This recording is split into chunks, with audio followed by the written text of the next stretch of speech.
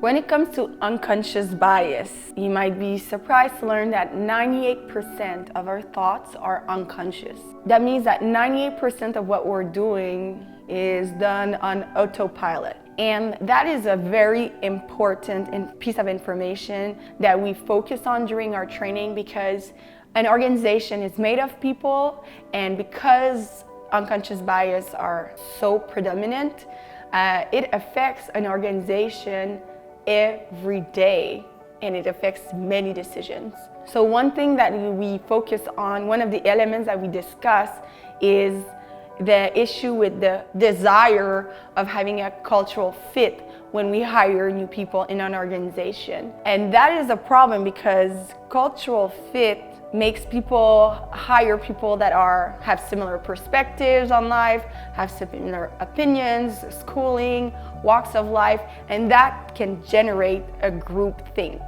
And that group think is what will inhibit you from looking at an issue and taking a decision based on different perspectives, on different lenses.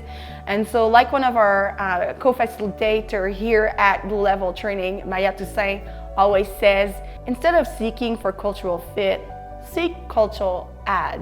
The important is to bring people that are diverse, that have different perspective, and have more chance to win in innovation.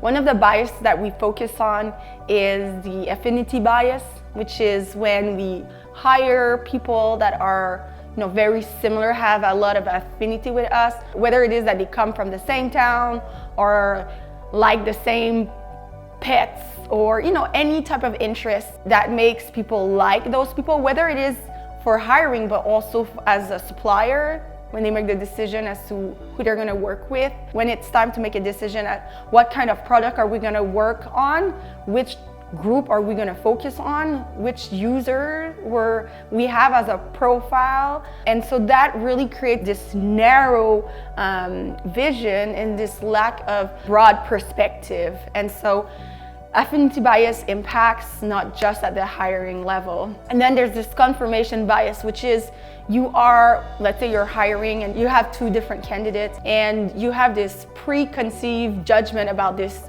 university, that people that are from that university make great managers. So therefore, if you have two different candidates and one of those candidates says something great, you will use that piece of information as a confirmation that yes, that candidate is the best one for a manager. And that's a big issue, because it makes you overlook great candidates that don't necessarily have that background, but you're just missing out on the opportunity to see value in them. And so this affinity bias, confirmation bias, will cause a big problem because it generates systemic discrimination. Systemic racism is a form of systemic discrimination, because if you have this culture fit and everyone that you hire are similar to you, your organization will tend to pivot in a way where it will not be diverse. That's the same thing that we saw when it comes to gender equality in the workplace, where executive teams and senior leadership were often men, even though half of the population is made of women. So the same thing goes for hiring people of color, hiring people that are Black, or hiring people that are brown or indigenous.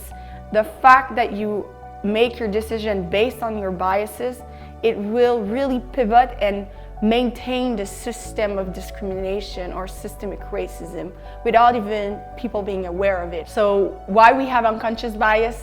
We're human, everyone has it. It's part of our super powerful brain, and it's actually made mostly so that we can survive. So that way we don't need to rethink everything that we see, but we know that, for example, a bear is dangerous, a snake is dangerous, and therefore as soon as we see one, we run. We don't have to think about it.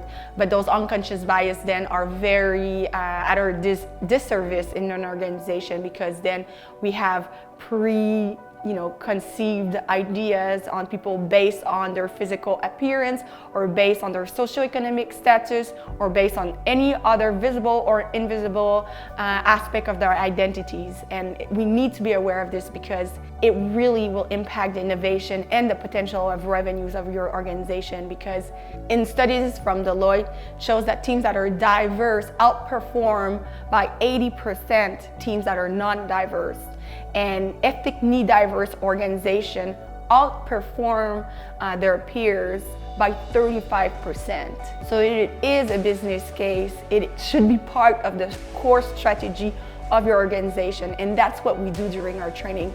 We discuss diversity, equity, and inclusion. We discuss anti-racism. This is a business case, and this is a strategic move in the right direction.